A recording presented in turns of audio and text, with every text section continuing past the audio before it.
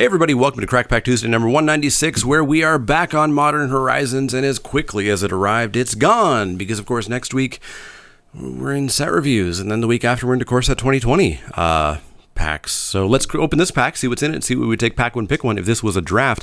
Now, of course, these packs are always sponsored by you over at patreon.com/themanaleak. If you are a backer at the $5 level or above, you are entered each week to get all the cards or whatever cards you happen to want out of these packs. And this week, this pack and its contents are going to Jesse Alora. So thank you very much. You can go over there to get in at the $5 level or above. We, of course, have that one extra pack of Modern Horizons that will be opened at some point, probably this summer.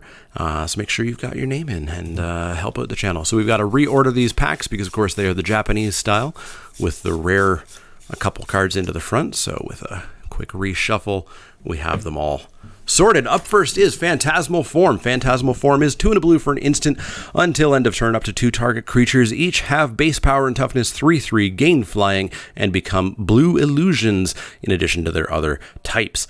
And you also draw a card. And colors stay the same as well.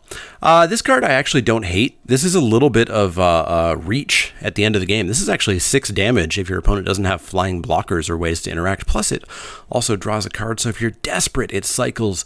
And even if you're not desperate, having that card draw as you get through that damage is pretty decent. It's nowhere near a first pick, and in fact, you'd cut it if you had just had better cards. But I actually don't hate this card, but it's not a first pick. Up next is Enduring Sliver. Enduring Sliver is 1 and a white for a creature sliver. It's got Outlast 2, and your other sliver creatures you control have Outlast 2. Outlast 2 means that you can tap this and pay 2 at sorcery speed to put a +1/+1 counter on it. If the game goes in any way long, this thing gets huge, and of course your other slivers can get huge. That being said, I don't know that it's a huge first pick. It is just a 2/2 for 2 with a huge upside.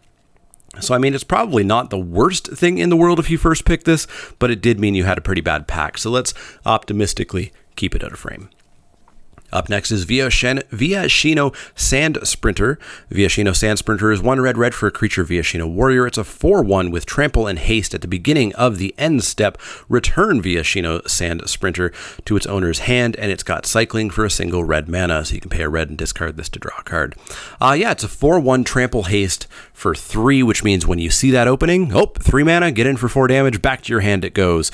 And you can keep doing that as long as the path is cleared, and then when a 4/1 is no longer relevant, when your opponent has too many chump blockers, you pay a mana and it turns into something else by drawing a card. Seems totally okay in red decks. I'd probably play this when I had a spot, but it is not a first pick. Up next is my preview card, Nimble Mongoose. Nimble Mongoose is a single green mana for a creature Mongoose. It's a 1/1. It's got Shroud, meaning nobody can target it. It is the better version of Hexproof as far as I'm concerned. And of course, if you have Threshold, which means you have 7 or more cards in your graveyard, then it gets +2/+2, so it's actually a 3/3. This card's fine. It's not actually great. You're not going out of your way to pick this up because it is just a 1/1 for 1, and those are not relevant, and you can't put anything on this because it has Shroud. And getting 3/3 or becoming a 3/3 later in the game, generally somewhat much later in the game, it's still not going to be that relevant, so we're not taking a Nimble Mongoose. Up next is Headless Specter. Headless Specter is 1 black for a creature Specter. It's a 2/2 flyer. It's got Hellbent. Hellbent is when you have no cards in your hand, and whenever you are Hellbent, whenever it deals combat damage to a player, that player discards a card at random, the better version of discard, because your opponent doesn't just pick their land. Maybe they still throw away their land, but maybe they throw away not a land. This is an okay card. A 2/2 flyer for 3 is totally okay. If you can get the ability to go off, awesome. You've built yourself a Hypnotic Specter, but it's not insane. We're never first picking this card. We're picking this card rather late in the pack, at least mid-pack at the earliest. Up next is Rank Officer. Rank Officer is 3 and a black for a creature zombie soldier. It's a 3/1. When Rank Officer enters the battlefield, you may discard a card. If you do, create a 2/2 black zombie creature token. You can pay 1 and a black, tap, and exile a creature card from your graveyard. Each opponent loses 2 life. So it's a 3/1 for 4, which is not something I'm interested in playing. But if I do discard a card, then I can have a 5/3 for 4, which I'm still not interested in playing. And then if I pay 1 and a black, tap, and discard a creature card from my graveyard, I can drain 2. Hopefully creatures are going to end up in the graveyard. That's how it typically works. You could discard a creature to this, but this is the problem with these types of cards. That's a stupid idea. you could play that creature instead, and unless it's a Nimble Mongoose, it's probably better than a 2/2. So I'm not really sold on Rank Officer. I don't think I'm ever really going out of my way to play it, and I'm certainly not first picking it. Up next is Springbloom Druid. Springbloom Druid is 2 and a green for a creature, elf druid. When Springbloom Druid enters the battlefield, you may sacrifice a land. If you do, search your library for up to 2 basic land cards.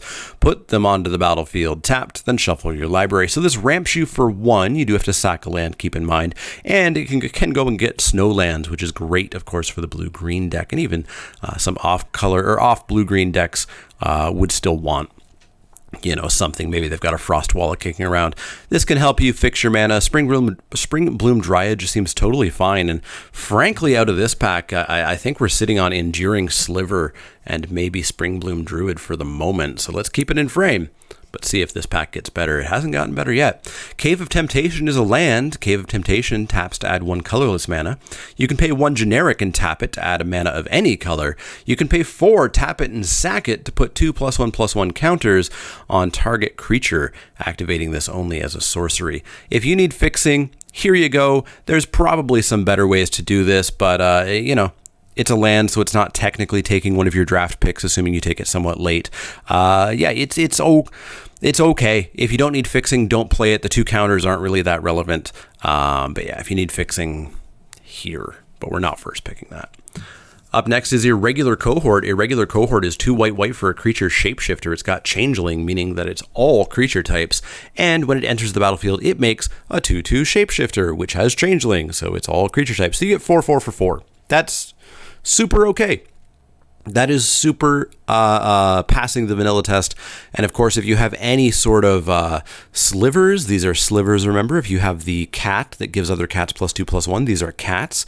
I quite like Irregular Cohort. I think it's really good in the Changeling deck, in the tribal decks. I don't know that I'm first picking it. I think I prefer the Sliver and the Druid over this, but it's still a solid card.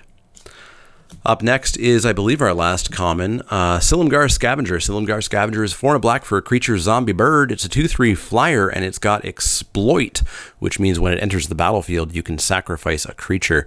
Whenever another target creature you control dies, put a +1/+1 counter on Silom Gar Scavenger. It gains haste until end of turn if it exploited that creature. So it's a 2/3 for 5. Flyer. That's not good. When a creature dies, it gets a counter on it. So a 3/4 flyer for 5, okay, that's fine. 4/5, now we're talking, now we're into good stuff, but our creatures had to die. But this can make a creature die the turn it comes out. So if you do sacrifice that creature immediately, you've got yourself a 3/4 flash, or 3/4 haste flyer for 5.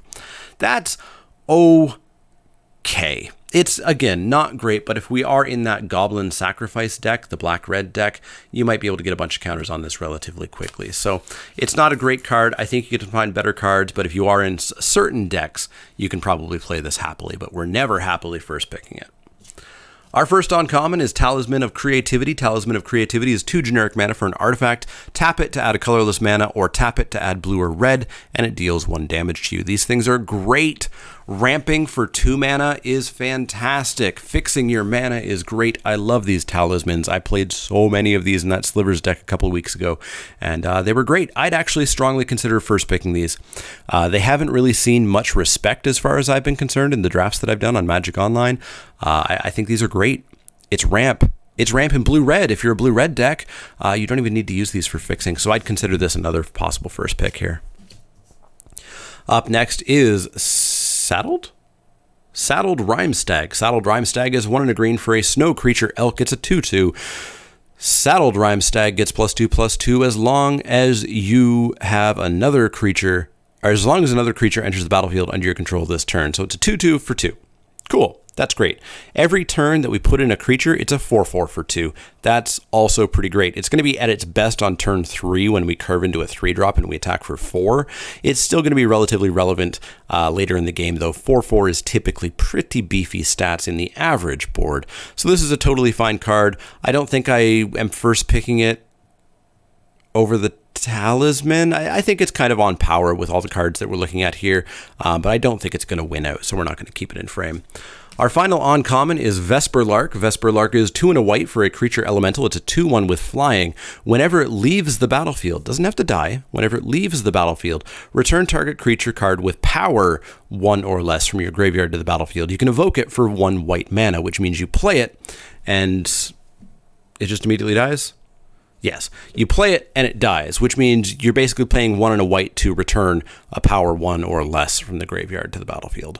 Yeah, it's okay if you have a way of doing something with it. Obviously, you could bring back your Spring Bloom Dryad. You could bring back something to, well, I guess you've played Vesper Lark, so this is already pumped. You could bring back a Cohort Changeling and get another Changeling. Actually, no, you couldn't. It doesn't have 1. I'm sure you could maybe bring back some stuff, but I don't currently see what it is. So I'm not really sold on Vesper Lark being a potential first pick here. I don't think it's going to hang out in frame. See what our rare is. Our rare is Pashalik Mons. Pashalik Mons is 2 and a red for a legendary creature, Goblin Warrior. It's a 2/2 whenever Pashalik Mons or another goblin you control dies. Pashalik Mons deals 1 damage to any target.